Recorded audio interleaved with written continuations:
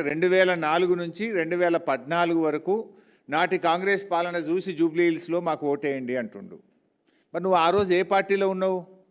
నాడు తెలుగుదేశం పార్టీలో ఉండి నువ్వేమన్నావు ఆ రోజు? దురదృష్టవశాత్తు పెద్దలు స్వర్గీయ వైఎస్ రాజశేఖర రెడ్డి గారు చనిపోతే పావురాల గుట్టలో పావురమైండ్ అని మాట్లాడింది నువ్వే కదా. మరి నాటి పాలన అంత మంచిగుంటే మరి ఆనాడు వైఎస్ఆర్ గారి మీద ఎందుకు నోరు బారేసుకున్నావు? ఆనాడు నువ్వు నాటి కాంగ్రెస్ ప్రభుత్వం చేపట్టినటువంటి జలయజ్ఞాన్ని ధనయజ్ఞం అని చెప్పి నీ నోటితోనే మాట్లాడినావు కదా. నీది నోరా మోరా? నాడు వైఎస్ రాజశేఖర రెడ్డి గారిని పట్టుకొని క్విడ్ ప్రో కో కింద 1,00,000 కోట్ల రూపాయలు వైఎస్ రాజశేఖర రెడ్డి గారు అవినీతికి పాల్పడాలని మాట్లాడిన మాటలు మరి మర్చిపోయినావా? నీ నోరుని ఏమన్నా ఫినాయిల్తో కడుక్కున్నావా? ఆనాడు అసెంబ్లీలో నేను కూడా ఉన్నా.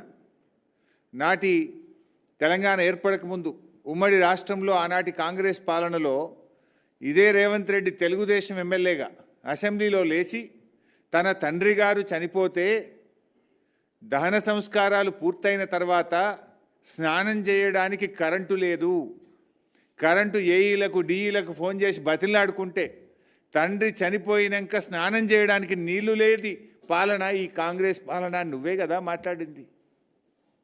ఈరోజు పోయి నీ ఊళ్ళో అడుగు, ఆ బాయిల కాడ ఆ బోర్ల కాడ 24 గంటల కరెంట్ ఇచ్చింది ఎవడు? కేసీఆర్ ఇచ్చిండు.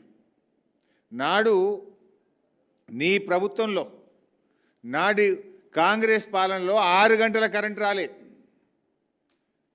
పొద్దుందాకా 3 గంటలు, పొద్దుకి 3 గంటల కరెంటు నాటి కిరణ్ కుమార్ రెడ్డి గారి పాలనలో. ఈరోజు ఆ పాలనను నువ్వు క్లెయిమ్ చేసుకుంటున్నావు. కానీ ఇలా నీ ఊర్లో అడుగు 24 గంటల కరెంట్ ఇచ్చింది కేసీఆర్ గారు. అంటే నువ్వు అసలు ఏం మాట్లాడుతున్నావు? అంటే ప్రజలంత అమాయకులు అనుకుంటున్నావా? నువ్వు అతి తెలివితో ఏదో పాత కాంగ్రెస్ పాలన చూసి ఓట్లు వేయిందంటే ఇక్కడ ఎవరు నమ్మడానికి చెవులు ఏమన్నా క్యాలీఫ్లవర్లు పెట్టుకున్నారనుకుంటున్నావా? నిజంగా నువ్వు నాటి కాంగ్రెస్ పాలన నువ్వు క్లెయిమ్ చేయాలనుకుంటే ఆ రోజు నేను మాట్లాడిన మాటలకు బేషరతుగా క్షమాపణ చెప్తున్నా అని చెప్పిన తర్వాత నువ్వు క్లెయిమ్ చేసుకోవాలి. నాడు వైఎస్ గారి పట్ల మాట్లాడినది కానీ, జలయజ్ఞం మీద మాట్లాడింది కానీ, క్విడ్ ప్రోకో గురించి మాట్లాడింది కానీ, నాటి కరెంటు కోతల గురించి మాట్లాడిన మాటలు కానీ, ఇవన్నీ నేను తప్పు మాట్లాడినా తప్పయింది అని చెంపలేసుకొని క్షమాపణ చెప్పి నాటి కాంగ్రెస్ చూసి ఓట్లేయమని నువ్వు క్లెయిమ్ చేసుకో.